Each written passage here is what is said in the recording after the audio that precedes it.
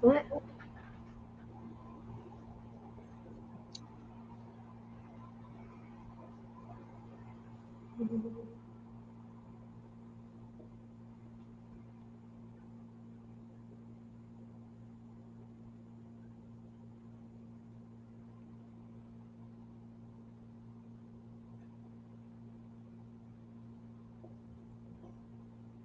Perfect. Almost done. We're going to get started here momentarily for those of you that are starting to hop onto the broadcast. Please feel free to start giving us some thumbs up and sharing the message out.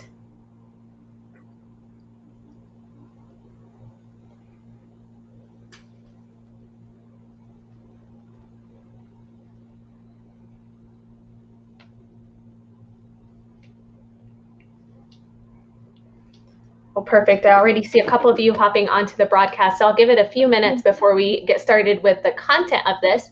But you know that I love to do some housekeeping, regurgitate some information that you guys may have already heard before. If you are a returning viewer to us, thank you for continuing to engage with all of our live broadcasts. We rely on you to be an extension of us, and so I kindly ask that you hit that share button on this video so that others in your network are aware of the information that we're posting, that are aware of the resources that's out there, and have an opportunity to ask any questions that they might have. Of course, if you are a newcomer on our page, please make sure that you hit the like button, hit the follow. We've gotten a number of you that have hit the follow button over the last several weeks, and I hope that you've seen a considerable difference. So when you hit the follow button, it actually shows you when we go live in real time, when we post content, it notifies you, so you don't have to wonder and specifically search for our page to find that information out. Now, at the very same time that we're streaming this here on our Facebook platform, we are also streaming it on our YouTube channel. That's Westminster Chamber of Commerce, and that's available to any of you to also share out to others that may be in Facebook jail or do not have access to some of our other social media platforms. Now, I'll go ahead and get started with pulling comments as I'm giving you the rundown. If you're not already connected with us on all of our social media platforms, we're on Twitter, we're on LinkedIn and Instagram at Westy Chamber, Westminster Chamber of Commerce, where we also information share through those lenses. And of course, because we've got so many channels, we try and make sure that the information differs from one to the next. So you won't be catching the same information on the rare occasion that you are. It's worded entirely different and it's fun. Now, I've already started pulling up a past board chairman, Brian had, our current board chair, Peter, both of their comments, they both started tuning in. This comments function is available to all of you to share with us any good morning pleasantries. If you have questions, information you wanted us to touch on, or just knowledge that you want us to share with the audience, please be sure to use the comment section of this video. Of course, we also have with us Parker. So good morning to you, Parker and Peter and Brian. I also see our past chair, Brian Dice. Hello to you, and a couple other folks. Thank you guys for hopping on. The best way I can figure out who's on here and be able to give shout outs is when you react to the videos or you start commenting. So do not feel discouraged if I don't give you a shout out. It's likely because I don't realize they're on here. I see Emilio, so thank you so much, Emilio, for hopping on. Now, we always kick off our Monday broadcasts with our Mayor Herb Atchison, who gives us a nice overview of some things as it relates to COVID, not only here in our city, county, and of course state. He does always like to go in detail and give us even more information on what's going on in our city, ways that you can engage with the city council meetings that they have on their radar, and other factoids that we should be aware of. So good morning to you, Brian Dice. Thank you for tuning into the broadcast and that message to both the mayor and myself. So with that, Mayor, I know that we have a few things that we wanted to touch on with folks, and I'll have you just take that away. All right, thanks, Juliet. Good morning, everyone. We are off. Actually, I think we're broadcasting from Seattle this morning because I looked outside at Juliet. It doesn't look like Colorado at all.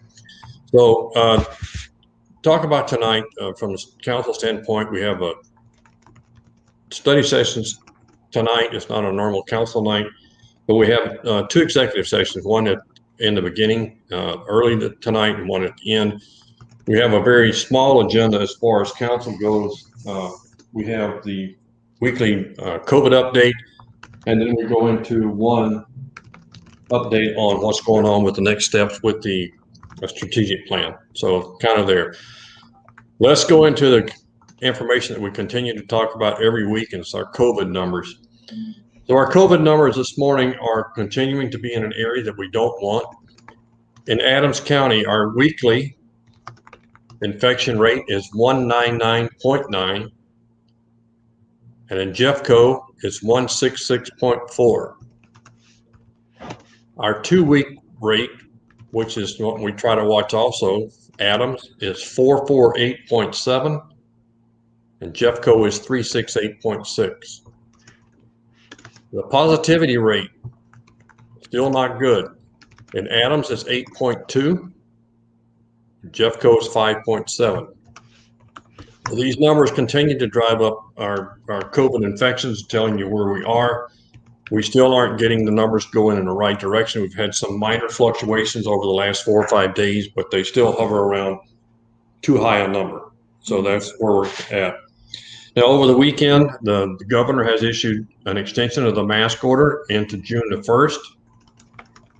Some information, if you're planning to do any kind of a commercial travel, planes, buses, trains, the TSA has extended the mask order for all that type of travel until September 1st. I just told you what our Adams and Jeffco numbers are.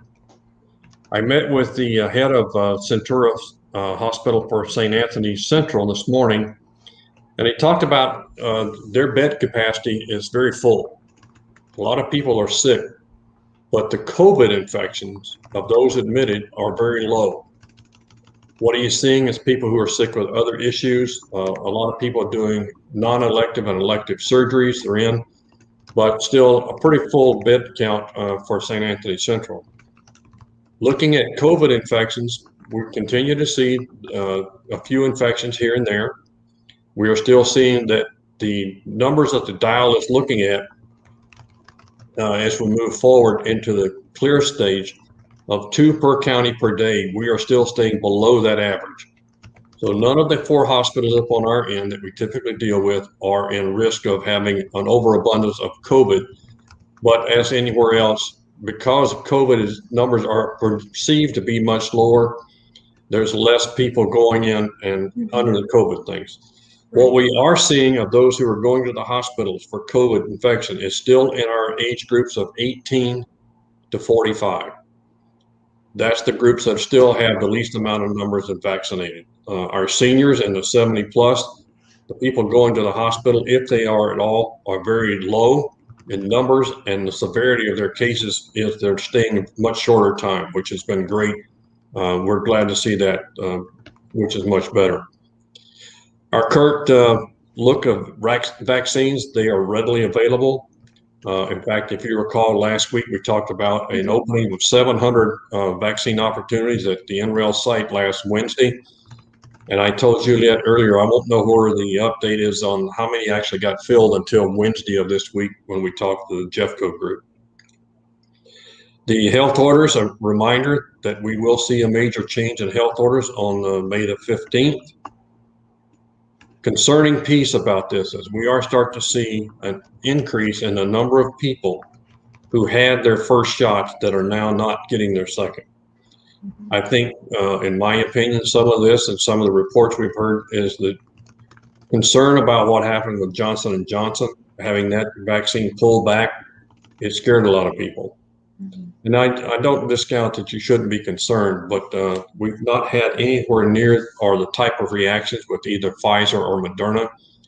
I strongly encourage that if you got the first one, get the second one. Don't have to start over, because if you miss that window, you could be starting over. We're not hearing anything. As I reported last week, the Front Range Community College and the Adams County sites will not reopen to vaccines. Those are being shifted to other sites.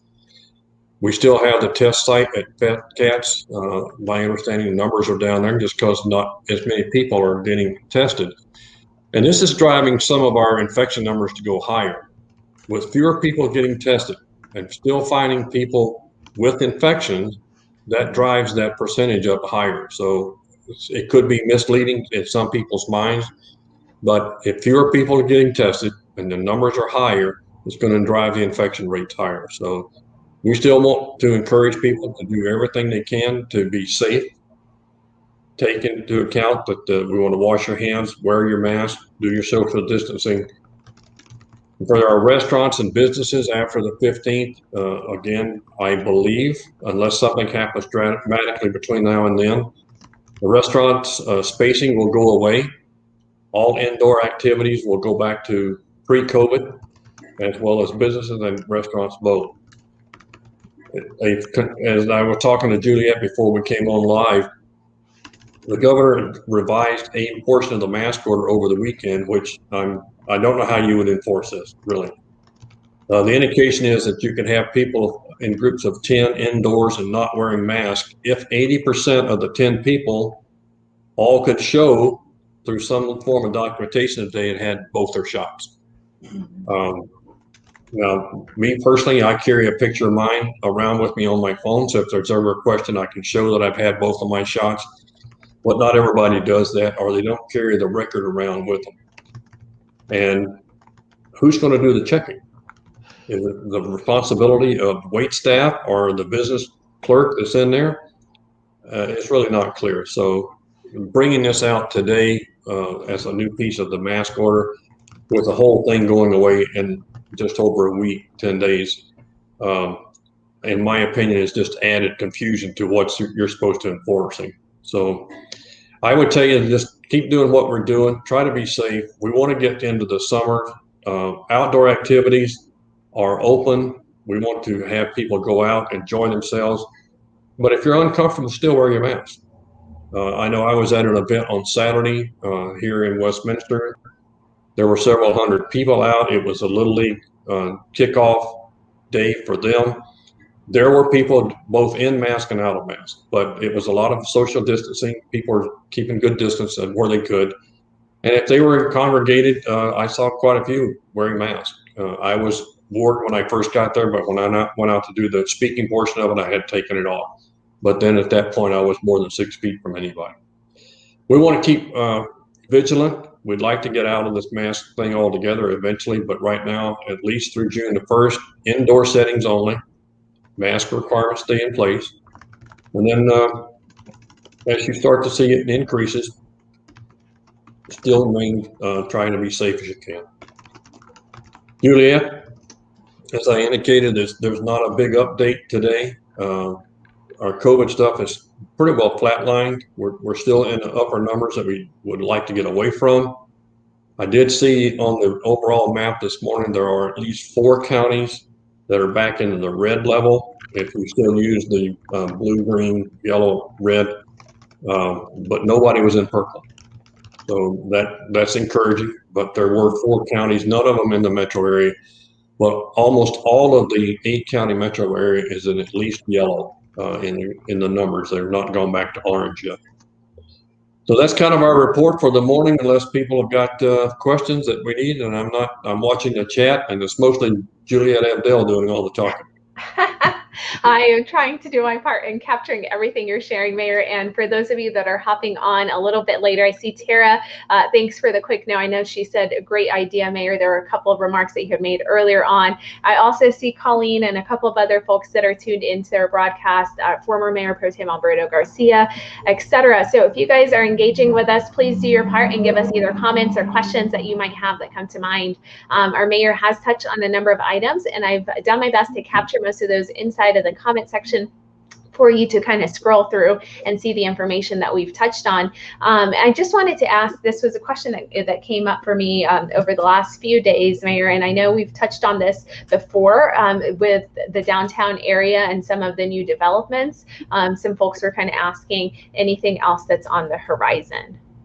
Well, it so happens that the pre-sales for the owner-occupied condominiums and townhomes started on Saturday. Okay. There's a site set up inside the first floor of the Origin Hotel. You can go in and start to look around, and they've got floor plans, pricing, information on that. And the group that I was talking to on Saturday when I stopped by there, they anticipate groundbreaking for those projects to start later this month. So owner-occupied multifamily is arriving. Not quite here, a few more days. And they expect, I believe, the first occupancy of those would be right after the first of the year, first part of 2022. And then the town or condominiums themselves would actually break ground in 2022. So what's starting out right now are the townhomes. Other than that, we're continuing to see activity around new business stuff.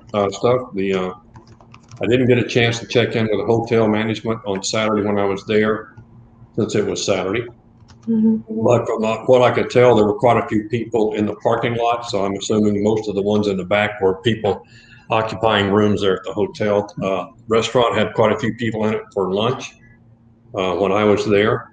So again, good activity over there. Sweet Blooms looked busy. I've been by there earlier that morning and saw them. But again, we're still seeing tenant finish work start on some of the other vacant spaces. Our restaurant activity around the entire city is still seeing an uptick, more people out dining, at least more often. And then I think our businesses are up. We had some good reports this past week with the city staff that our sales taxes are up.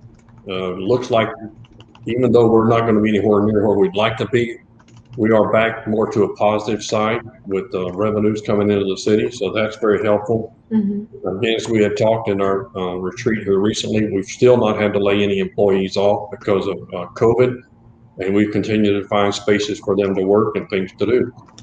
One of the things I will continue to tell people is that the city is very much in need of trying to find plumber help. We are not having applicants come from anywhere near the numbers that we were hoping to hire. And I believe the number that we're looking at is somewhere around 400. But we're not going to get anywhere near more than about 20% of those that are getting applications. And we have it in all kinds of areas across the city. So if you know of anyone that wants work, needs work, go to the city website. There are plenty of opportunities there. And we hope that people will start to come back to work. I don't want to see people stay on unemployment when there's good jobs. But if this is a fear of COVID, I fully understand that part of it. Yeah, so many factors to consider. So thank you so much for answering that question. That was actually very well timed to hear that they are now selling some of those townhomes in the downtown area. I had no idea. So that was greatly staged. I also see Noel, thank you for hopping on to the broadcast with us, and great information on the summer help. I know for a while there, a lot of locations were not having any of the seasonal or temporary staff or anyone like that helping on board. So it's good to see that you all are taking applications for that. I know Highland Hills is done with their rounds. So if anyone had been applying for that or had kids that were trying to go through that and wanted to maybe move them over to these positions, please do consider that. We've touched on a number of things, COVID numbers that are slightly increased over the last few weeks, all the way to vaccine, the readiness that's available right now, that they're out there and available for folks. And hopefully we can give some updates on the ones that were available last week. Great information from St. Anthony's from the mayor's meeting with them recently at their central location. We've heard that their COVID admittance rate is low, although their bed usage is up due to other types of procedures that are going on, other sickness or ailments of individuals. Those numbers have been captured in terms of COVID numbers for both Jeffco, a 1-week rate, and then the 2-week rate for both Adams and Jeffco into the comment section of this broadcast. We've also touched on tonight's council meeting. That is not a regular city council meeting. It's actually a study session. A couple of the items that would be on there, including the executive session, the COVID updates, and strategic plan updates as well. And for those of you that are interested, the city has posted their strategic plan updates or comprehensive overview of the plan at the City of Westminster's website. You can feel free to comb through that if you've got some time and there are key things that you want to be aware of or maybe provide feedback or input on as well. We've also shared how numbers are going up for businesses in terms of people doing business with businesses. Sales tax revenue reflects that. And of course, since it is Small Business Week starting this week, our chamber will be running this until the 21st of May. So tune in with us tomorrow and every Tuesday as I give you updates on what you can do to find some hidden treasures around our small business community. But Mayor, thank you for also proclaiming, it was last Monday, if I'm not mistaken, that you guys issued a proclamation in recognition of Small Business Week. We did, and I think you were listening in, but we were still virtual. We will continue our meetings on study session nights. Will continue to be virtual, in-person meetings for the council and some staff only. No open to the public yet on the council nights. So we will continue that for a period of time. We're still looking at trying to bring back more staff as it's available, but we're continuing to watch the numbers. That will really drive what's happening with how soon staff is back in the building. Excellent. So yeah, being mindful, keeping health and safety of all the employees, and of course looking at ways that we can continue to serve our community at the city level. It looks like Peter has thrown in a quick comment thanking you for the updates, that he's looking forward to some things opening up fully after the 15th. Any feedback you want to throw out there as it relates to that, Mayor? Here's one of the things that I know. I was actually over at Parker's place the other night, and we talked about this issues going on. This is going to be an issue. If you start to open businesses back up, and I even at the restaurant where I had the meeting this morning, as an example, they needed 40 full-time waitresses in order to get their restaurant back open. They don't have them. People are not coming back to work. So even if the health department says you can go back to full capacity, if you don't have the staff, that is just not going to help you much. I just don't know how we're going to fill the jobs. There are cooks, dishwashers, prep cooks, chefs, waitresses, either one, any of those service industry jobs are still struggling to get people to come back to work. Looking at Brian, yes, Jason Jink has announced that he's moving on to a different position that will become available. His position, he's leaving June the 1st. I cannot tell you what the process will be, how soon the city manager will decide to either to open it up for new people or if he's going to fill it from inside. That will be up to the city manager. Yeah, so thank you so much for that comment as it related to Peter's, and of course, Jason Gink, we are sorry to see him go. I know he's on to some amazing new opportunities for him. We'll do our best to try and bring Jason back on for a quick update before he leaves. You all have seen him a few times in the past sharing information on our Parks Recreation Department, some newer initiatives that they had. And then of course, to reiterate, both Parker and the mayor in sharing that as businesses do open back up, that not everyone would be available, and that staff is trying to do to fill in a big role. There is a huge staff shortage. So a couple of things on here. If you are dining out or supporting local, please have some grace with these locations. I know people expect kind of a quick response to their needs, maybe quick seating, quick on everything. We're in that instant gratification era, but also know that these businesses are doing their best in trying to not only schedule who they have, but fill those needs from those customers. So a little bit of patience will go a long way. I know our businesses are eager to continue to serve you guys. The method behind that and how we get back to a normal will take a little bit of time. Quick plug in, if you are hiring, let us know so that we can get it on our chamber website in the job posting section. And of course, we've got a workforce development group that's all things social, so we can feed that information in there along with our upcoming virtual job fair. So Parker did follow up and say he's sorry for stealing your thunder, Mayor. Actually, it's confirmation of what I was saying. But right. And here's the thing to kind of follow up with what Parker's alluding to. If we can't hire people for the summer, that will absolutely affect the amount of programs and opportunities we can open up back at the city. And a good example is going to be lifeguards. If we can't sufficiently staff our lifeguard positions, that means that we have centers that won't be open, pools that will not be open, or if they are open, they'll be on much less time because we can't overwork teenagers past a number of hours, and especially if we have to have certified people doing lifeguard duties. There's just not that many of them around, and regardless of the age groups, we're just seeing people are not ready to come back. Yeah, I agree with you. There's not really a method to the logic behind that whenever we are considering what's going on. But I think that as things start to flesh out, as summer vacations start to come and go, school years begin, and people get back to a more of a normal, that will hopefully be able to fill those businesses. And yes, Peter, definitely at least giving the option for those businesses to be able to test, what they can handle, how many people they need to bring back on, and what that looks like. I mean, the sooner that we can open, the sooner that they can look at those other elements to that. Well, that was some great comments that were thrown our way here at the end for that, Mayor. If there's nothing else on your end, I'll close this out. Okay, and we wish everyone a good day.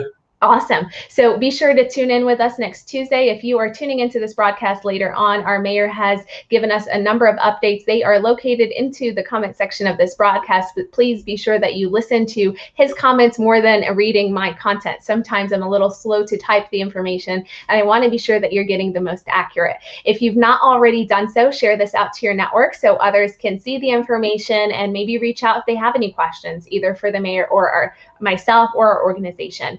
And then, of course, if it's your first time on our page, I've seen a couple of names I haven't seen before. We'd love to have you come back onto our live broadcast in the future. Make sure that you hit the like button, hit the follow, and come back to our broadcast. And of course, it's National Small Business Week. We'll be running this throughout the month of May. So come back and tune into our broadcast on ways that you can support our businesses. And if you're a business that hasn't reached out to me, reach out to me so we can get you engaged in some of our pilot efforts as it relates to Small Business Week. Mayor, you've got a couple of minutes. Back to you. Stay warm, stay dry, and I'll see you soon.